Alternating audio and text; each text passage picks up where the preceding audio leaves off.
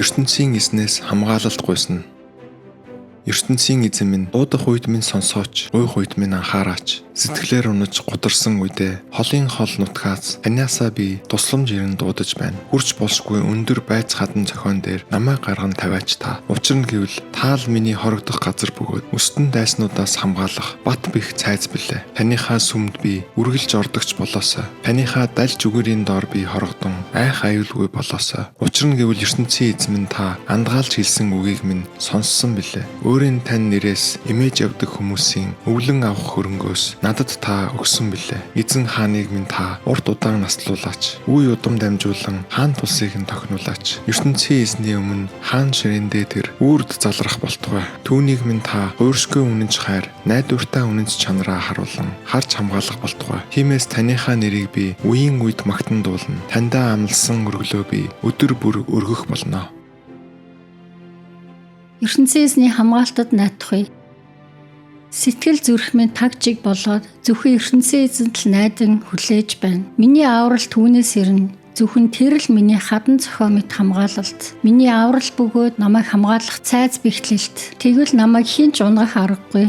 Та нар хэр удаан инхүү өрөөл бус руу дайрах вэ? Хазааж буй ханыг, ганхаж буй хайсыг түлхэх мэт намайг унахаар оролдов. Хүндэт суудлаас минь намайг түлхэн унгах цорын ганцхан зорилго л тэдэнд байгаа болоо. Гудал хуурмгийг үлдэхдээ тэд сэтгэлийн таашаад идэлдэг. Үгээрээ намайг ерөөсөн ч сэтгэлдээ тэд харааж байдаг. Сэтгэл зүрх минь тагчиг болоод зөвхөн ертөнцийн эзэнт л найдан хүлээж байна. Учир нь гэвэл би зөвхөн түүнд л хамаг найдвараа зориулдаг. Зөвхөн тэр л миний хадан зохио мэт хамгаалалт. Миний аврал бөгөөд намайг хамгаалах цайз бэхлэлт. Хинч намайг ганхуулахгүй. Миний аврал, миний нэр хүнд ертөнцийн эзнээс шалтгаална. Зүрлэг том хадан зохио мэт хорогдон нуудах газар минь ертөнцийн эзэн блэ. Хүмүүсээ ямагт түүнд найдахтун, сэтгэл зүрхээ дэлгэхтун. ертөнцийн эзэн бол бидний хорогдон нуугдах газар блэ. Эгэл жирийн хүмүүс нь намсгалын төдий өчүүхэн, эрхэмсэг дээд хүмүүс нь мөрөөдөл мэт зуурдیں۔ Гинсээр хэмжээд үзвэл тэд дээшээ өргөгдөх нь гарцаагүй. Үнэн хэрэгтээ тэд үлээх амьсгалаас ч хөнгөн. Авилгал дарлалаар хөлжин хэмээн бүү найд. Дээрэмт хонуулаар баяжин хэмээн бүү итэг. Эд баялагч нь хичнээн аривцсан ч түүнд сэтгэл зүрхээ бүү өг.